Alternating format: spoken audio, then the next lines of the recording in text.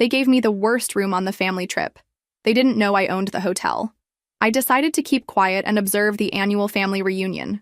It was a tradition my mother insisted on maintaining, though for me, it always meant a weekend of constant comparisons and cutting remarks.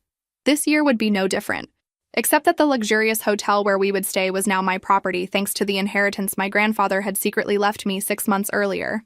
When I arrived at the lobby of Hotel Miramar, my heart was beating fast. I watched as my sister Lucia, the family favorite, was welcomed with hugs and smiles by everyone. No one noticed my presence until my mother saw me and frowned. "I thought you wouldn't come, Carmen," she said, not bothering to hide her disappointment. "I wouldn't miss our family reunion for anything in the world," I replied with a smile that didn't reach my eyes. My brother-in-law, Roberto, Lucia's husband, looked me up and down, evaluating my outfit as always. "Seems like the graphic design business isn't so lucrative after all," he commented with a mocking smile. If only they knew. My small company was now a respected agency with international clients, but I never bothered to correct their assumptions. What hurt me most was the secret I kept. This 5-star hotel, with its impeccable gardens and ocean view, now belonged to me. Grandfather had always seen something in me that the rest of the family ignored. "We distributed the rooms," my mother announced as manager Miguel handed out the keys. My sister and her husband received the presidential suite with ocean view. My parents, an executive suite. My cousins, deluxe rooms. And me, Carmen, you'll stay in room 108 on the first floor, the room next to the laundry, the smallest and noisiest room in the hotel.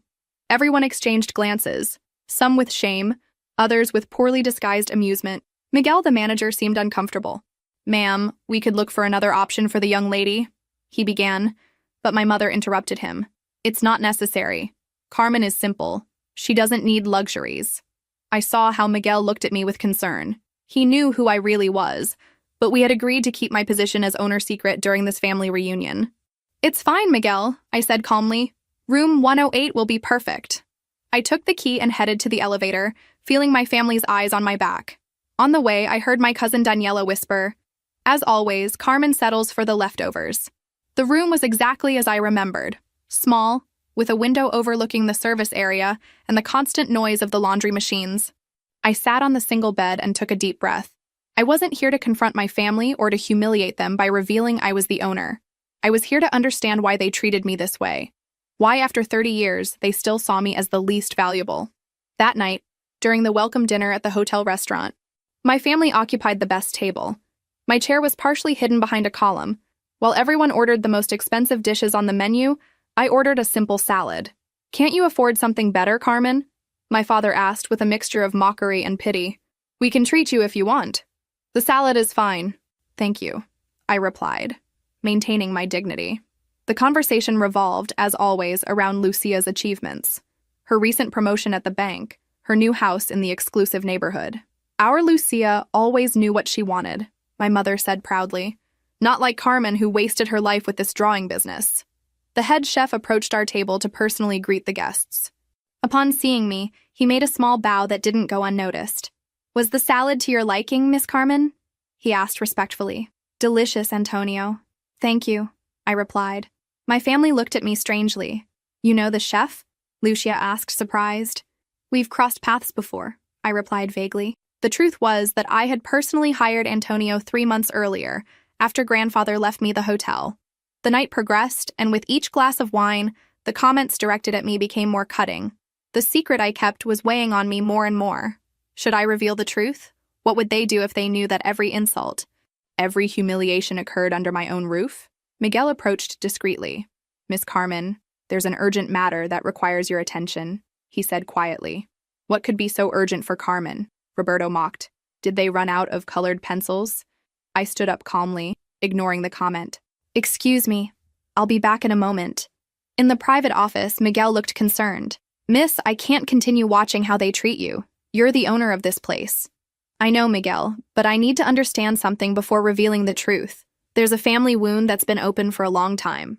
I looked out the window at the dark sea, and I think I'm close to discovering why my family hates me so much. I returned to the table where my family continued enjoying exclusive desserts.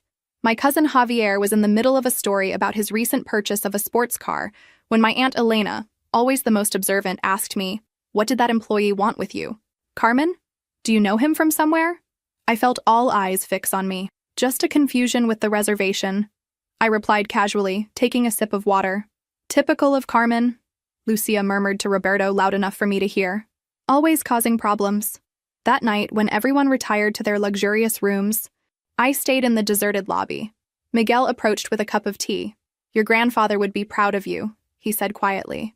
Don Ernesto always knew you would be the one to best care for his legacy. I smiled melancholically. My grandfather was the only one who saw something special in me. Sometimes I wonder if he wasn't mistaken. Miguel shook his head firmly. In the few months you've been running the hotel, you've implemented more improvements than any previous owner. The staff respects you. Don Ernesto wasn't mistaken. The next day, during the breakfast buffet, I noticed that several staff members greeted me with disguised respect. My family was too busy serving themselves the most exclusive delicacies to notice. Carmen, are you only eating that? My mother asked, looking at my plate of fruit and yogurt. That's why you're so thin. You look sick. I'm perfectly healthy, Mom, I replied. I simply prefer to start the day with something light. Roberto burst out laughing. Light? Actually economical. I bet you calculate every penny you spend. The comment provoked laughter at the table. I took a deep breath and focused on my breakfast. It wasn't the moment for revelations. The morning passed with activities. A tour of the hotel, time at the pool, massages at the spa. Of course, my parents had organized everything so that Lucia and her husband received the best treatments. For me, there were only leftovers. I'm sorry, but it seems there's no more space for the premium massage, my mother informed me with false disappointment. You'll have to settle for the basic massage. Later, I discovered that she had deliberately canceled my reservation for the premium treatment, claiming it would be a waste on Carmen. During lunch, the conversation turned to a topic: Grandfather Ernesto's inheritance. I'll never understand why Dad sold the hotel before dying, my mother commented, looking around nostalgically. It was his greatest pride. He certainly received an irresistible offer, my father replied. Too bad we never knew who bought it. Lucia sighed dramatically. If the hotel were still ours, we could stay for free. We could even give Carmen a decent room, she added, as if she were doing me a favor. I suppressed a smile. If only they knew the truth about the inheritance and the family secret I was about to discover. That afternoon, while my parents and Lucia enjoyed a yacht tour, I slipped into my grandfather's old office, now my private office. Miguel was waiting for me with a box of documents. I found what you asked for, Miss Carmen, he said, placing the box on the table. These are all your grandfather's personal documents related to your family. I began reviewing letters, photographs, and diaries. Among them, I found a yellowed envelope dated 15 years ago. It contained a letter from my mother to my grandfather that left me breathless. Dad, you have to understand that Carmen isn't like us. She never was. If you continue treating her as your favorite, you'll only hurt her. She doesn't have what it takes to succeed in this family. Lucia is the one who should inherit the hotel someday. My hands were shaking. I continued reading similar correspondence over the years. Letters where my own mother tried to convince grandfather that I didn't deserve his attention or his inheritance. Letters where she described my supposed failures and weaknesses. A handwritten note from my grandfather, never sent, responded, Isabel, it saddens me to see how you treat your own daughter. Carmen has a spirit and intelligence that you can't even see. Someday, all of you will realize the mistake you've made. The discovery hit me like a cold wave. It wasn't just envy or family rivalry. My own mother had systematically orchestrated my marginalization within the family. Are you all right, miss? Miguel asked, concerned about my silence. No, I replied honestly, but I will be. I continued reading and discovered something even more disturbing. My father and Roberto had tried to manipulate grandfather into selling them the hotel at a reduced price shortly before his death. Their plan had failed when grandfather, suspicious of their intentions, decided to secretly leave it to me. A knock on the door interrupted my investigation. It was Daniela, my cousin. Carmen, what are you doing here? This area is only for authorized people, she said, looking curiously at the documents scattered on the table. Miguel intervened quickly. The young lady was looking for information about the hotel's activities. Miss Daniela? Daniela didn't seem convinced. Her eyes narrowed, examining the office. Isn't it strange that they let you into the private office? They wouldn't even let us take a look. Maybe I'm not as insignificant as everyone thinks, I replied, holding her gaze. Something changed in her expression. For the first time, I saw a glimmer of doubt in her eyes. You were always grandfather's favorite, she said slowly. We all knew it, though no one would admit it. When Daniela left, I knew my secret wouldn't last much longer. The family would start to suspect, and I would have to make a decision: continue enduring humiliations or reveal that I, the despised Carmen, was now the owner of the empire they all coveted. That night, during the formal dinner, the storm that had been brewing since my arrival came, and with it, the opportunity for revenge I never knew I wanted. The gala dinner was the central event of our family reunion. The hotel's main hall had been decorated with fresh flowers, candles, fine crystals, and linen tablecloths. I arrived deliberately late, wearing a simple but elegant black dress that I had designed myself. "Finally you appear," my mother said irritably. "We were about to order without you." I took my place at the spot they had assigned me, again the least favorable at the table. Roberto was already half drunk, bragging about his recent real estate investments. "I bought 3 properties on the coast last month," he boasted. "If I play my cards right, I could even buy a hotel like this someday." Lucia smiled proudly. "My husband has business vision, unlike other family members who are content drawing logos." My father raised his glass. "To Roberto and Lucia, the true pride of this family." Everyone toasted while I kept my glass on the table. No one seemed to notice during the first course. Daniela was watching me intensely. Finally, she spoke. "Carmen, I saw you today in the hotel's private office. You seemed very comfortable there." A sudden silence fell over the table. All eyes turned to me. "What were you doing in restricted areas?" my father asked, frowning. I took a sip of water. "I was investigating some things about the hotel." "Why would you do that?" my mother asked. "It's not like you're going to buy one." Roberto let out a thunderous laugh. "Carmen, owning a hotel? That would be funny. She can't even afford a decent room." It was then that Miguel approached our table with a bottle of exclusive champagne. "Miss Carmen, the champagne you requested for your family," he said. My mother blinked in confusion. "We didn't order any." "It's complimentary," he said. "From me." I interrupted calmly. "From you?" Lucia almost choked. "How could you afford a bottle that probably costs more than your monthly rent?" Miguel served the champagne while I maintained my composure. The tension at the table was palpable. "There are many things about me you don't know," I said simply. My father looked at me suspiciously. "What are you talking about, Carmen? If you have something to say, say it." I contemplated my options. I could reveal my secret now, humiliate them as they had humiliated me for years. Revenge would be served on a silver platter. But as I observed their faces, something changed inside me. I didn't want to become like them. "I just wanted to make a kind gesture," I replied, "to celebrate that we're together as a family, despite everything." The surprise on their faces was evident. They didn't expect generosity from me after how they had treated me. The dinner continued. But something had subtly changed. Daniela looked at me with intrigue, as if she were reconsidering who I really was. During dessert, Lucia began talking about grandfather's inheritance. I never understood why grandfather sold the hotel in secret. It was the family patrimony. "Maybe because he knew some would try to take advantage," I replied, looking directly at my father and Roberto. "What are you insinuating?" Roberto jumped, suddenly defensive. "Nothing," I said calmly. "Just that grandfather was more astute than everyone thought." My father looked at me with a mixture of suspicion and nervousness. "Carmen, if you know something about the hotel sale, you should share it with the family." "Now I'm part of the family?" I asked. How curious. A few hours ago, I was the poor relative who didn't even deserve a decent room. An uncomfortable silence fell over the table. My mother tried to change the subject, but I continued. "You know, grandfather told me many things. I spent hours with him while you were busy with your important lives. He told me about his plans for the hotel, about what he wanted for his legacy." "And what did he say?" Lucia asked, unable to hide her curiosity. "He told me that a family business is like a mirror. It reflects the values of those who run it." I made a significant pause. "And that you always have to be careful with deceptive appearances." Roberto slammed his fist on the table.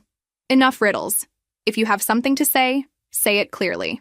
At that moment, the hotel's general manager approached our table. "Excuse the interruption. I just wanted to make sure everything was to your liking. Especially for you, Miss Carmen. My family observed uncomfortably the preferential treatment I was receiving. Everything is perfect, Javier." "Thank you," I replied with a smile. "Why the hell do they treat you like you're someone important?" my father demanded to know. I took a deep breath. I hadn't planned to reveal my secret that night, but the situation was escalating. I had to make a decision. "Because they know my work," I replied. "They simply respect what I do." "Drawing logos?" Roberto mocked. I design corporate identity for international companies, I corrected. My agency has clients on 3 continents and 30 employees. Last year, our revenue exceeded $3 million. The surprise on their faces was immediate. My mother almost dropped her glass. You're lying, Lucia accused. If you were so successful, you would have bragged about it. Unlike some, I don't need constant validation from others, I replied. And there's a difference between humility and allowing myself to be treated like trash. If you're so successful, why did you accept staying in that horrible room? My mother asked, genuinely confused. Because I wanted to see how far you would take it, I replied honestly. I wanted to understand if there was any limit to the contempt you feel for me. My words fell like slabs on the table. For the first time, I saw shame on some of their faces. Not on all, but it was a start. Carmen, my father began, but I interrupted him. I'm not finished, I said firmly. For years I endured your comments, your pitying looks, your constant contempt, all because I didn't follow the path you considered appropriate, because I chose to create instead of destroy, to build instead of manipulate. My hands were shaking, but my voice remained steady. It was as if decades of silence had finally found their voice. Grandfather taught me that a person's value isn't in what they possess or the appearances they maintain, but in how they treat others. He saw something in me that you could never see because you were too busy comparing me to your idea of success. The silence that followed was deafening. I could see emotions crossing their faces: disbelief, shame, confusion, and in some cases, the beginning of an uncomfortable realization. If this is true, my father finally said, why did you never say anything? Would you have listened? I asked. Or would you have found another way to minimize my achievements? He had no answer for that. We all knew the truth. The dinner ended in uncomfortable silence. As the others retired, Daniela stayed behind and sat beside me. I always knew you were different, she said quietly. Grandfather used to tell me to watch you, to learn from you. I never understood why, until now. Our eyes met in a moment of mutual understanding. Carmen, she continued, there's something more, isn't there? Something about this hotel and grandfather that you haven't said. I nodded slowly. And tomorrow, everyone will know. The next morning dawned with unusual clarity. From my modest room next to the laundry, I could hear the hum of the machines mixing with the birds' songs. I dressed carefully, choosing an ivory-tailored suit I reserved for special occasions. Today would undoubtedly be an occasion none of us would forget. During breakfast, the dynamics had subtly changed. My family watched me with a mixture of confusion and curiosity. The mockery had ceased, replaced by uncomfortable silence and furtive glances. My revelation the night before had shaken the foundations of the family hierarchy, but they still didn't know the whole truth. My mother was the first to try an approach. Carmen, dear, we didn't know your business was doing so well, she said with a tense smile. You should have told us. I tried, Mom, for years. My voice was calm, without a trace of bitterness. Every time I mentioned a new client or an important project, you changed the subject to talk about Lucia's achievements. My sister had the decency to blush. Well, the important thing is that now we know, my father intervened, adopting a conciliatory tone he had never used with me before. We're proud of you, of course. Roberto, however, maintained his skepticism. $3 million in annual revenue. That's impressive. If it's true, he commented, emphasizing the last part. Although revenue isn't the same as profit, of course. My profit margin last year was 28%, I replied without getting upset. After taxes. His expression transformed into a mixture of surprise and something that looked almost like respect. At 10 o'clock, Miguel approached our table. Miss Carmen, everything is ready for the meeting you requested. My family looked at me strangely. I organized a small presentation about the hotel's history, I explained, standing up. I thought it would interest you considering how important it was to grandfather. We headed to the main conference room, an elegant space with large windows offering panoramic ocean views. Inside, to my surprise, wasn't just the hotel's management team, but also an older, distinguished-looking man I recognized immediately. Arturo Mendez, my grandfather's lawyer. What does this mean, Carmen? My father asked, suddenly alarmed. Please, take your seats, I indicated, pointing to the front row of chairs. Once everyone was seated, I positioned myself in front of them. My heart was beating fast, but my voice remained steady. Thank you all for coming. As you know, this hotel was the crown jewel of Grandfather Ernesto's businesses. He built it from scratch, converting a small inn into one of the most prestigious establishments on the coast. I activated the projector. showing old photographs of the hotel in its early days. My family watched with a mixture of nostalgia and confusion. What you may not know, I continued, is what really happened to the hotel after his death. My mother tensed visibly. Grandfather sold the hotel before dying. We never knew to whom. That's not entirely accurate, Lawyer Mendez intervened, standing beside me. Don Ernesto didn't sell the hotel. He transferred it to a trust. A trust? My father repeated, frowning. Why weren't we informed? Because it wasn't relevant to you, Mendez replied with professional coldness. The trust had a single beneficiary. All eyes turned to me. I could see the pieces fitting together in their minds. It can't be, Lucia whispered. I nodded slowly. Grandfather left me the hotel. I've been the owner for 6 months. The silence that followed was absolute, as if even the air had stopped moving. The expressions ranged from disbelief to indignation, passing through the deepest shock. Roberto was the first to recover his voice. This is absurd. Why would he leave you? Precisely you, his most valuable possession. That's an excellent question, I replied, looking directly at my parents. And I think Mom might have some idea. My mother paled instantly. I don't know what you're talking about. I found your letters, Mom. The ones you wrote to Grandfather, trying to convince him that I didn't deserve his attention, or his inheritance. Several gasps were heard in the room. My mother seemed to have shrunk in her chair. I also found something else. I continued, signaling Miguel, who delivered a folder to each family member. The documents confirming that Dad and Roberto tried to manipulate Grandfather into selling them the hotel at a reduced price shortly before his death. My father opened the folder with trembling hands. Inside were copies of emails, fraudulent purchase proposals, and false appraisals that underestimated the hotel's value. This is taken out of context, he stammered. No, it's not, Lawyer Mendez intervened. Don Ernesto showed me these documents. That's when he decided to modify his will and leave the hotel in trust to Carmen, the only person he truly trusted to preserve his legacy. Roberto stood up abruptly, his face red with anger. This is a conspiracy. You certainly manipulated the old man or the lawyer. You don't have what it takes to run a business like this. The results suggest otherwise, I replied calmly. In the 6 months since I took control, the hotel's revenue has increased 18%. Customer satisfaction has improved, and we've been nominated for 2 Hospitality Excellence Awards. Miguel nodded in confirmation. The management team present showed expressions of pride and respect. My mother seemed genuinely confused. If you're the owner, why did you accept staying in that horrible room? Why did you allow us to treat you like that? It was the question I'd been waiting for. Because I needed to understand, I replied, feeling emotion finally break my voice. I needed to comprehend if you really saw me as worthless, or if there was some deeper reason for your contempt. The tears threatened to flow, but I stayed strong, and what I discovered was even more painful than I imagined. It's not that you believed I had no value, it's that you feared what would happen if others saw my value, especially Grandfather. My mother lowered her gaze, unable to sustain mine. The letters show clearly, Mom. You couldn't stand that Grandfather loved me. You couldn't accept that he saw something special in me. Why? What did I do to deserve this?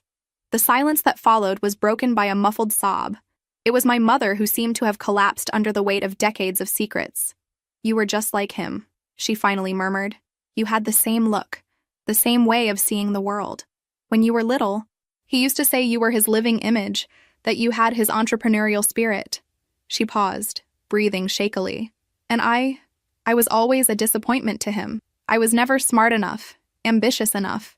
When you appeared, with your creativity and determination, I saw how his eyes lit up when talking to you, in a way they never did with me. The revelation fell like a bomb in the room. Decades of resentment, of maternal jealousy, of a competition I never knew we were having. So you decided to make sure I never shone, I concluded, feeling a mixture of understanding and pain. You convinced the whole family that I was less, that my dreams weren't worth it. My mother didn't deny it. She couldn't. And you? I addressed my father. You saw a business opportunity. If I stayed marginalized from the family, I wouldn't be a threat to your plans with the hotel. My father seemed to have aged 10 years in the last few minutes. Lucia, meanwhile, remained silent, apparently processing everything she had just discovered about our family dynamics. It was then that I made the most important decision of all. Despite everything, I said finally, breaking the dense silence that had fallen over the room, I'm still part of this family. My words seemed to float in the air, unexpected and disconcerting for everyone present. We're not here for a settling of accounts, I continued. I could have humiliated you from the beginning, expelled you from the hotel, or treated you as you treated me, but that would only perpetuate the cycle of resentment that has poisoned this family for too long. My mother looked at me with red eyes, a mixture of shame and amazement on her face. When grandfather left me this hotel, I didn't completely understand why he did it. Now I know. It wasn't just about the business. It was about giving us a chance to heal. I walked to the large window that dominated the room, contemplating the sea that stretched before us. The same sea my grandfather contemplated every morning from his office. Grandfather left something else in the trust, I announced, turning to them. A letter that should be delivered to the family 6 months after I took possession of the hotel. That is, today. Lawyer Mendez nodded and took an envelope from his briefcase. He handed it to me solemnly. This is Don Ernesto's last wish, beyond the legal aspects, Mendez explained. He specifically requested that it be read in the presence of the entire family. My hands trembled slightly as I opened the envelope. I extracted the pages written in my grandfather's unmistakable handwriting and began reading aloud. Dear family, if you are hearing these words, it means Carmen has assumed her role as owner of Hotel Miramar, and the time has come for you to know my true reasons. This hotel represents my legacy, but a legacy is not just walls and business. A legacy is also the values we transmit to the generations that follow us. For years, I watched sadly as our family fragmented. I saw the contempt for Carmen, the person who, ironically, most resembles me in spirit and vision. Isabel, my dear daughter, always tried to prove her worth to me by competing with her own daughter. It wasn't necessary. I loved her for who she was, not for who she believed she should be to impress me. Roberto and Lucia built their lives on appearances and superficial ambitions. True success is not measured in properties or status, but in the integrity with which we live. I left the hotel to Carmen not only because I trust her ability to manage it, but because I trust her heart to heal our family's wounds. My last wish is that you use this revelation as an opportunity to reflect, to acknowledge past mistakes and build a future where mutual respect replaces contempt, where family love is stronger than individual ambitions. The hotel now legally belongs to Carmen, but spiritually belongs to all of you if you're willing to build a new family dynamic based on respect and acceptance. With eternal love, Ernesto. When I finished reading, several people in the room, including the hotel staff, had tears in their eyes. The silence that followed was charged with emotion, with realization, with truths denied for too long. My mother was the first to speak. All this time, she murmured, all this time competing with my own daughter, trying to prove something to a father who already loved me. She stood slowly, and to my surprise, approached me with a voice broken by emotion. Carmen, I don't know if you can ever forgive me. I was a terrible mother, blinded by my own insecurities. I saw in her eyes something I had never seen before, genuine recognition, vulnerability, and the beginning of deep regret. My father, meanwhile, seemed devastated. Your grandfather was right, he admitted almost to himself. I built my whole life trying to impress others, forgetting what really matters. Lucia remained seated, silent, with an indescribable expression. Finally, she stood and walked to me.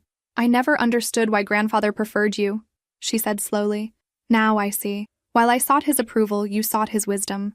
While I wanted his money, you wanted his legacy. There was no hostility in her voice, just a sad acceptance. Roberto, however, didn't seem moved. He stood abruptly, his face red with indignation. And I suppose now we should feel guilty? That we should congratulate you for inheriting an empire you didn't build? He looked at Lucia, expecting her support, but she remained by my side. Roberto, I said calmly, the hotel is legally mine. That won't change. But what we do from here as a family depends on all of us. Lawyer Mendez cleared his throat discreetly. Actually, there's an additional codicil in the will that we haven't discussed yet. We all turned to him surprised. Don Ernesto established that, at Carmen's discretion, and solely at her discretion, she could assign minority stakes in the hotel to other family members, provided they demonstrated commitment to the values he defended. The revelation fell like a bomb. My family now looked at me with a mixture of hope and fear. I'm not seeking servility in exchange for shares, I clarified. What grandfather wanted was genuine reconciliation, not motivated by economic interest. What do you propose then? My father asked with a tone suggesting he was really willing to listen. I took a deep breath. This was the moment I'd been waiting for. the opportunity to transform pain into something constructive. I propose that we acknowledge the truth. We're a dysfunctional family that has caused real harm to its members. We can't erase the past, but we can decide how our future will be. I paused, looking each one in the eyes. The hotel will continue under my direction, but I'm willing to create a family council where everyone has a voice, not for operational decisions, but to ensure grandfather's legacy endures in philanthropic works, in community help, in the values he defended. And the shares? Roberto asked, still skeptical. They'll be earned over time, I replied firmly. Not with flattery to me, but with actions that demonstrate you truly understood grandfather's message. My mother approached and, with some hesitation, took my hands in hers. I don't deserve a second chance, she said, with tears running down her cheeks. But if you're willing to give me one, I promise I'll do everything possible to be the mother I should have been from the beginning. I felt my own tears surfacing. Years of longing for the maternal love I never received manifested in that moment of shared vulnerability. That's all I ever wanted, Mom, I replied softly. My father joined us, followed by Lucia. Roberto remained distant, observing the scene with a mixture of confusion and resentment. I need time to process all this, he said finally, heading to the door. Take all the time you need, I replied. The door will be open when you're ready. After Roberto left, the atmosphere in the room changed. It was as if an invisible weight had been lifted, allowing us to breathe freely for the first time in decades. The hotel staff, who had witnessed the entire scene, seemed deeply moved. Miguel discreetly began indicating they should leave us alone for this family moment. When we were left with just us and Lawyer Mendez, Lucia spoke. What do we do now? How do we begin to repair so much damage? With honesty, I replied. Grandfather used to say that family wounds only heal when they're exposed to air. We've kept this resentment in darkness for too long. My father nodded slowly. You have his wisdom, Carmen. You always have. Mendez stood up, collecting his briefcase. My work here is finished. Don Ernesto would be proud of how you handled this, Carmen. As he headed to the door, he added, By the way, there's an additional box of your grandfather's personal documents in my office. He mentioned you would find special interest in his diaries from the years he built the hotel. After Mendez left, my family and I remained in the room enveloped in a silence that, for the first time, wasn't uncomfortable, but contemplative. I never asked you about your business, my mother said suddenly. 3 million in revenue, 30 employees. You must be very good at what you do. I smiled slightly. I am, and I'd love to show you my work someday. I'd like that, she replied with a sincerity I'd never heard in her voice before. Lucia, always practical, intervened. So, what happens with the rest of the family weekend? Do we continue with the planned activities? I reflected for a moment. I think so, but with some changes. To start, I'm going to move to the suite that corresponds to me as owner. And what do we do about Roberto? My father asked. We'll give him space, I replied. Some need more time than others to accept the truth. That night, as the staff transferred my belongings to the hotel's main suite, I felt a strange mixture of emotions. Victory, yes, but not the petty victory of revenge, but the deeper one of having broken a toxic cycle. From my suite's terrace, I contemplated the same sea my grandfather loved. The salty wind caressed my face, bringing with it the aroma of new possibilities. You were right, grandfather, I murmured to the wind. True power isn't in humiliating those who hurt us, but in giving them the opportunity to change. At that moment, I remembered the words my grandfather used to say. A hotel is like a family, Carmen. Each room is different. Each guest brings their own story. The secret is making everyone feel valued, not despite their differences, but because of them. For the first time in my life, I felt our family had the opportunity to become the kind of hotel my grandfather envisioned. A place where each person could find their space without losing the sense of belonging to the whole. The road would be long and probably difficult. Some wounds would take years to heal completely, if they ever healed at all. But we had taken the first step, perhaps the most important one. We had looked truth in the eyes and decided not to look away. Chapter Epilogue. 1 year has passed since that revealing family reunion. Hotel Miramar thrives under my direction, with changes grandfather would have approved. A scholarship program for young people from the local community, rooms adapted for people with disabilities, and a firm commitment to sustainability. My relationship with my family has evolved in ways I never imagined possible. My mother and I have a weekly lunch meeting where we slowly rebuild our relationship. She no longer seeks to compete with me, but to truly know me. Sometimes when we talk about design or business, I see in her eyes a glimmer of true maternal pride. Lucia was the biggest surprise. After reflecting on her life and values, she decided to return to university to study social work. "I want to build something meaningful on my own merits," she told me. Her transformation has been profound and genuine. My father found an unexpected purpose in the hotel's community program, where he now coordinates activities for young entrepreneurs. He says that teaching them what he learned, including his mistakes, gives him a sense of purpose that money and status never provided. Roberto took 6 months to speak to me again. When he finally did, it was to ask me for a job opportunity. Not a free steak. He now runs the hotel's expansion department, where his ambition, properly channeled, is proving valuable. Room 108, where they housed me that first day, has been transformed into a small museum that tells the story of the hotel and its founder. At the end of the tour, visitors find grandfather's letter framed as a reminder that family businesses are, above all, about values and legacy. Every day, when I walk through the corridors of this hotel, which is both my inheritance and my responsibility, I feel grandfather's presence guiding me. I didn't choose to reveal my secret out of revenge, but for the possibility of healing it offered. And although the path hasn't been easy, the family we're building now is stronger and more authentic than the one we pretended to be. As the sign at the hotel entrance says, "We don't build walls, but bridges. We don't offer rooms, but homes." That's the true secret of Hotel Miramar, and the most valuable legacy my grandfather left me. There are stories that aren't just stories. They're mirrors of life. If this one moved you, help us continue telling others that also deserve to be heard. Become a member. Join us. Thank you very much and have an excellent day.